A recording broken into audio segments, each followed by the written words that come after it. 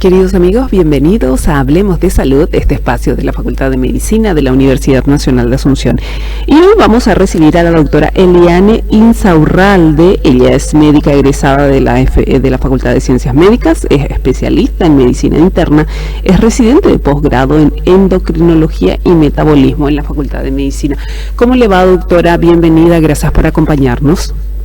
Muchísimas gracias por la invitación, buenos días, ¿qué tal están? Muy bien, vamos a hablar de obesidad, doctora. ¿Qué es la obesidad en resumen? En resumen, podemos hablar que la obesidad es una enfermedad en sí, es algo que siempre nosotros tratamos de recordar a los pacientes y a la población en general, que no es solo un factor de riesgo, es una enfermedad declarada por la Organización Mundial de la Salud. Es una enfermedad crónica, es multifactorial, tiene muchos factores, que no solo es comer mucho, hacer poca actividad física, sino que también hay factores hormonales, ambientales, psicológicos, que pueden llegar a que esta enfermedad se desarrolle. Es crónica, multifactorial y también necesita tratamiento y seguimiento a largo plazo.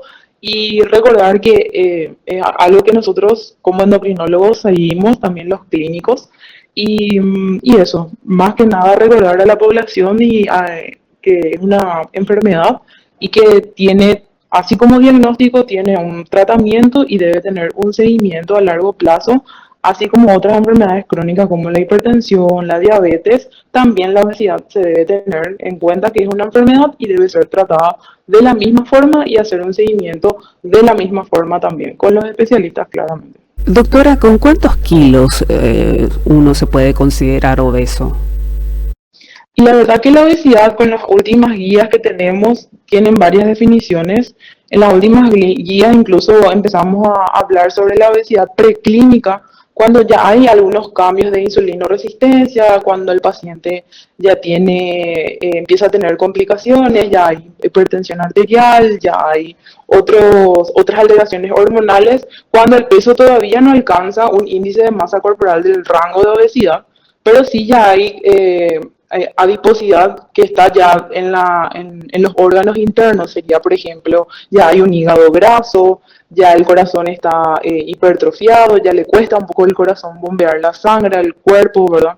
Entonces, cuando ya hay algunas complicaciones, pero todavía no alcanzamos un nivel de IMC para poder decir que el paciente, de índice de masa corporal, para decir que el paciente tiene obesidad, con la definición tradicional que tenemos, ¿verdad?, de los grados de obesidad, que a partir de un índice de masa corporal de 30 nosotros tenemos obesidad grado 1, a partir de 35 grado 2 y a partir de 40 grado 3, que ya sería la obesidad mórbida. Pero antes que eso nosotros ya podemos presentar complicaciones y ya podemos hablar de una obesidad preclínica, y ya el paciente puede, incluso no teniendo un rango de un índice de masa para una obesidad grado 2, ya puede presentar complicaciones como hipertensión, diabetes, apnea del sueño, otras alteraciones hormonales que conllevan la obesidad. Entonces, hablar de kilos nomás en la obesidad es muy difícil, es algo muy complejo, y hoy en día nosotros lo que buscamos es que no solo sea medido por el kilo y por la altura. O sea, el IMC nos ayuda mucho, el índice de masa, que es dividir la cantidad de peso que uno tiene por la altura al cuadrado, pero ese nivel no es solo una parte del diagnóstico que tenemos para la obesidad, porque como ya les comenté, ya podemos ir presentando complicaciones sin tener un grado elevado de obesidad, ya podemos presentar complicaciones y requerir tratamiento, ¿sí? Incluso hoy en día el tratamiento de la obesidad empieza con un índice de masa corporal de 27, que si bajamos en la definición tradicional de obesidad solo con el grado de índice de masa corporal, que es a partir de 30, todavía el paciente no tiene, pero una vez que llega a los 27, que ya está en rango de sobrepeso con la definición tradicional, pero tiene alguna complicación, como por ejemplo diabetes, tiene apnea del sueño, tiene hígado graso. Entonces, en ese caso ya empezamos tratamiento. Si el paciente no logra no logra un descenso de peso significativo, al menos 5% de su peso en 3 meses, ya debemos de incorporar otras medidas terapéuticas, como sea algo farmacológico, ¿verdad? Entonces, es algo muy complejo el tema de la definición de la obesidad. Cada vez están saliendo guías nuevas hablando de la obesidad preclínica, como les comento, que el paciente, incluso teniendo sobrepeso, ya puede presentar complicaciones de la obesidad antes de tener un rango de obesidad en la clasificación. Lo clásico que tenemos que es con el IMC a partir de 30, ¿verdad? Entonces, es muy complejo esto, pero las complicaciones ya se ven incluso desde el sobrepeso. Entonces, doctora, no se puede hablar de un tipo de obesidad más o menos peligrosa. Estamos hablando Sí, de que, cuanto más, sí, sí, cuanto más elevado el índice de masa corporal, sí se ven más complicaciones, pero como le comenté, hay pacientes con sobrepeso que ya tienen otras enfermedades asociadas, o sea, tienen comorbilidades asociadas a la obesidad y en ese caso ya requiere tratamiento, ¿verdad? Y seguimiento más estricto, ¿verdad? Entonces, doctora, no ¿qué, podemos decir un kilo o una estatura, sino que debemos de evaluar integralmente al paciente para evaluar si ya tiene o no comorbilidades, qué tipo de alimentación tiene el paciente, qué tipo de actividad física realiza el paciente, si lo realiza o no y cómo podemos encarar el tratamiento en el paciente siempre que sea individualizado, ¿verdad? claro, doctora, ¿qué enfermedades puede provocar la obesidad? Y en sí la obesidad, al ser una enfermedad crónica que tiene muchos factores, se puede ver asociada a un mayor riesgo de desarrollar diabetes, porque hay una resistencia a la insulina que hace que el paciente con el tiempo vaya aumentando la glicemia, ¿verdad? Entonces puede desarrollar diabetes tras años de obesidad, ¿verdad? Porque la alimentación y la poca actividad física también forman parte de esta enfermedad. Obviamente no es solo eso, también como les dije, el ambiente, la parte psicológica conlleva esto. Puede también desarrollar depresión más adelante por el estigma que hay con respecto a los pacientes que viven con obesidad. Hoy en día hablamos mucho sobre eso, incluso en la campaña que tuvimos en nuestro hospital de clínica sobre el día, recordando el Día Nacional de la Lucha contra la Obesidad. Recordamos que no hay que estigmatizar a los pacientes porque muchos de ellos presentan depresión, ¿sí? Entonces es algo que también se puede ver asociado a la obesidad debido al estigma de, ay, vos comes poco, vos comes mucho, te mueves poco y por eso nomás tenés. No, sino que hay muchos factores que pueden llevar al paciente a desarrollar esta enfermedad. Entonces, y más adelante las complicaciones, como le comenté, puede ser la diabetes, una hipertensión arterial, la apnea del sueño, el paciente que no puede dormir por las noches, le cuesta respirar por las noches, insuficiencia cardíaca, el corazón le cuesta bombear la sangre, ¿sí? Entonces ya requiere seguimiento por cardiología. Y otras enfermedades también que pueden surgir como la parte psiquiátrica y psicológica, que es la depresión, ¿verdad? La ansiedad también. Entonces eso, sí, muchas enfermedades que más o menos casi siempre se presentan juntas, pero la obesidad en sí puede acompañarlas también, ¿verdad? Y requerir un manejo integral siempre. Ahora, doctora, ¿cómo prevenimos la obesidad? ¿Qué tenemos que hacer? Principalmente, sí, te escucho. ¿Qué tenemos que hacer? Mm. Lo que podemos hacer principalmente, siempre, como les digo, no estigmatizar al paciente, no decirle vos comes mucho, te mueves poco y por eso nomás, sino que apoyar al paciente, si tenemos un familiar con eso, apoyar al paciente a que vaya a consultar con un clínico, con un especialista, un endocrinólogo, ¿verdad? Y lo primero que hacemos como pilar del tratamiento es el plan de alimentación, siempre en acompañamiento con nutrición, ¿verdad? Un plan alimentario saludable que incluya fibras. Principalmente nosotros siempre hablamos con nuestros pacientes y a toda la población que por lo menos las comidas principales deben de contener fibra, carbohidratos complejos que no sean ultraprocesados, también tener buena proporción de proteínas, que esté acompañado de buena hidratación y además de eso recordar que el paciente también debe tener actividad física.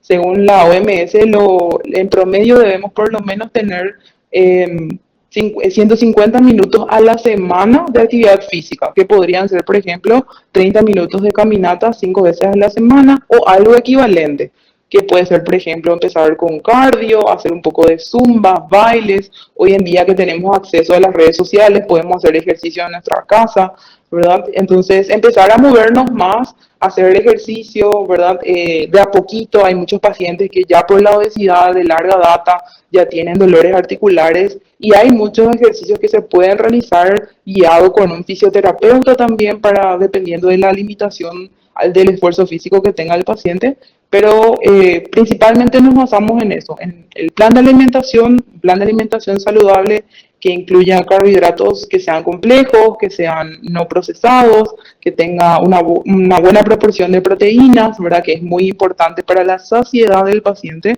y una buena proporción de fibras, que son las verduras, las ensaladas, que frutas y verduras no falten en la comida diaria del paciente, la buena hidratación, tratar de sacar o disminuir los azúcares del día a la noche. Un paciente no va a poder sacar de su dieta, de su alimentación, el azúcar, pero por lo menos hablar con el paciente que vaya disminuyendo progresivamente es lo que queremos lograr, porque esto es algo que de por vida debemos hacerlo, ¿sí? No es algo que el paciente debe de hacerlo por unos meses hasta que baje de peso nomás, sino que es algo que tenemos que incorporar a nuestro estilo de vida. Siempre a veces es difícil cuando tenemos alguna cena familiar o algo así, pero siempre insistir en inculcar al paciente que cada día es una oportunidad nueva de poder reiniciar y tratar de convertir en un hábito, un estilo de vida saludable que implica movernos más, hacer la actividad física, por lo menos esas caminatas o baile o zumba media hora, 5 veces a la semana, que serían aproximadamente 150 minutos de ejercicios de cardio, de un esfuerzo leve a moderado, por lo menos empezar con eso, luego ya incorporar ejercicios de resistencia con el propio peso por lo menos, y recordar el plan de alimentación saludable, ¿verdad? Que no haya que tratar de evitar lo ultraprocesado, el azúcar, y incluir más fibra, ¿verdad? Entonces, por lo menos la base del tratamiento que siempre iniciamos y hablamos con los pacientes es eso, pero que deben hacer en acompañamiento con un nutricionista, un clínico, un especialista en endocrinología y también un fisioterapeuta en el caso de que el paciente tenga limitación de movimientos por dolores articulares, otro que vemos mucho en los pacientes con obesidad también. Uh-huh. Doctora, quiero hablarte un poquito, quiero que me hables un poquito de esa moda que viene con el Ozempic. ¿Qué tan recomendable es? Sí, y el Ozempic es, la droga es, el fármaco es la semaglutide, ¿sí? Son nuevos fármacos que fueron lanzados hace unos años, que buscan obviamente tratar esta pandemia de la obesidad. Obviamente que la medicina se va transformando y va tratando de lanzar medicamentos para poder lograr un descenso de peso adecuado, porque la obesidad es una pandemia prácticamente. O sea, la población cada vez más, en el 2030 prácticamente la OMS dijo y mencionó en una de sus reuniones que casi 1.000 millones de personas van a vivir con obesidad para el 2030 si es que no hacemos cambios ya desde ahora. Entonces recordar que es algo que nos afecta no solo a Latinoamérica, no solo a Paraguay, sino que a todo el mundo. Entonces las farmacéuticas se fueron transformando con los años buscando opciones de tratamiento, y la semaglutide es uno de los fármacos que más se está utilizando hoy en día, ¿verdad? Siempre y cuando sea bien indicado, ¿verdad? Recordar de que cada paciente tiene su forma de comer, tiene sus propias comorbilidades u otras enfermedades que están asociadas a la obesidad. Entonces, siempre y cuando esté bien indicado y haga un buen seguimiento con un clínico, un especialista en obesidad, un especialista en endocrinología, ¿verdad? Está súper bien indicado. No es algo que debe automedicarse, no es algo, también es recordar que es un tratamiento que se puede hacer a largo plazo, primeramente, luego también es un tratamiento que se puede usar en pacientes que tienen diabetes y con obesidad, ¿verdad? Porque logra un descenso de peso significativo. En los últimos estudios, la dosis máxima de semaglutide se puede llegar hasta 2.4 miligramos por semana, y alrededor del 15% del peso se puede lograr un descenso de peso, ¿verdad?, del paciente, pero siempre y cuando esté bajo seguimiento estricto de un endocrinólogo, de un diabetólogo, en el caso que la indicación sea por la diabetes y la obesidad, y también por un clínico que pueda hacer un buen seguimiento de eso, ¿verdad? Yo sé que es una moda que hoy en día los pacientes se automedican y eso no está recomendado. Lo ideal es que consulten con un endocrinólogo, un clínico, ¿verdad? Que le evaluemos correctamente si amerita o no este tratamiento, si qué otras comorbilidades tiene el paciente, si no hay ninguna contraindicación y si podemos continuar dependiendo de la tolerancia, de los laboratorios clínicos también del paciente.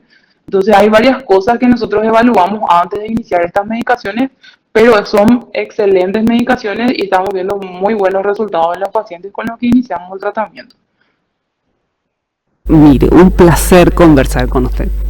Bueno, muchísimas gracias por la invitación y espero haber aportado un poquitito para que la población también entienda algo sobre el tema de la medicación, del plan de alimentación, y siempre instarles a que consulten con un clínico, si amerita le deriva con un endocrinólogo, y que, por ejemplo, acá en el Hospital de Clínicas, en la unidad de obesidad, nosotros no necesitamos ninguna derivación para agendarle, pero pueden venir a consultar y ver cuando hay turno del 1 al 10 de cada mes. Nosotros agendamos por las mañanas, entonces pueden venir a agendar los pacientes, y no solo en nuestro centro, sino que hay varios centros a nivel país que tienen unidades de obesidad donde los pacientes pueden acudir para iniciar su tratamiento, ¿sí?